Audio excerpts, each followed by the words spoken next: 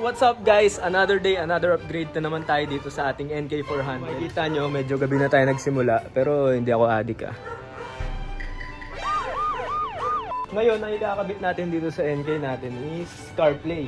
May kasama parang dashcam na system. So, para na rin sa safety natin. So anyways, ikakabit natin yan dito. Mukhang madali lang naman siya. Kaso lang baka magtanggal tayo ng ilang mga kaha. Pero kakayanin natin yan. So, without further ado, tara na, simulan na natin. So, ito yung CarPlay na nakuha natin. Meron siyang kasama na dalawang camera. Pangharap at likod, kasama yung mga bracket.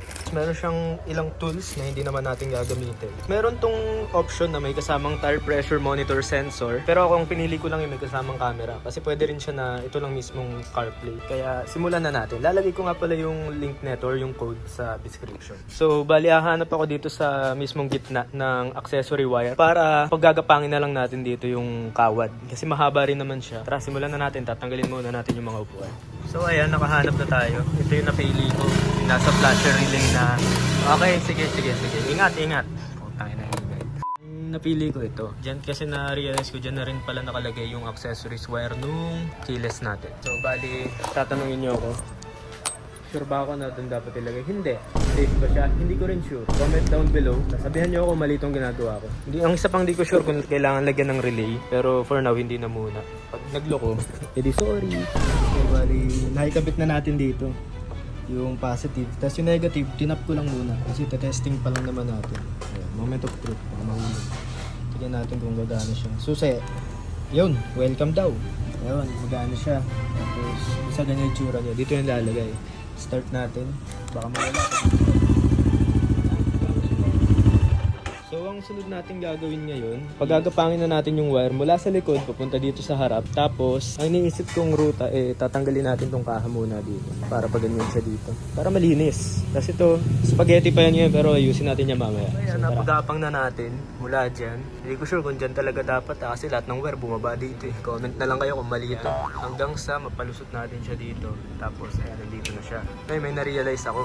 So, yung problema lang naman, yung dalawang camera natin magkaparehas lang ng haba. Ngayon, kung dito siya magsisimula, hindi talaga siya abot sa rear. Ang bala ko, dito ko na lang lalagay isang camera. Or kaya dito. Tignan natin. Tututo ko sa sarili ko. Sikita naman siguro yung likod nun.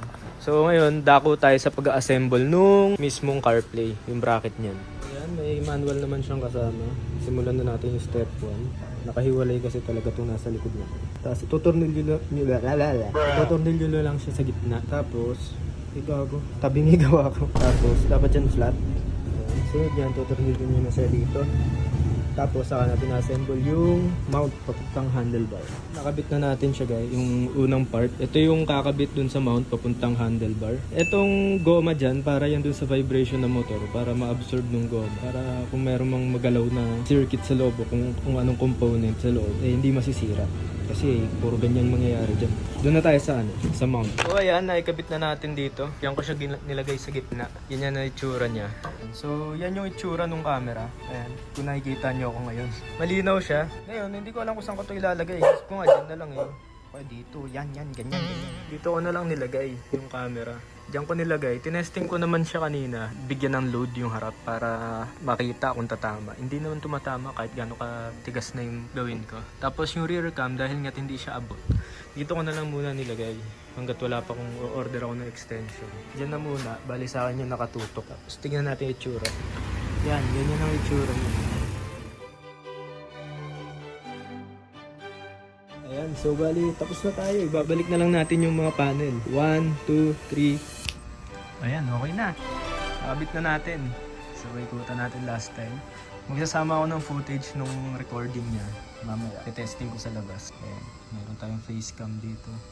Kasi yung ating CarPlay na automatic kumokonek. Tapos kagandahan nga pala dyan, pwede ka mag-call, pwede ka sa Spotify. Ayan, tapos pwede ka rin sa Google Maps, syempre. Kung nagustuhan niyo itong video na to, please don't forget to like, share, and subscribe. Isang katarantaduhan na naman yung natapos natin. Tapos, ano ba sasabihin ko? DIY at your own risk. Yun lang. Bye-bye!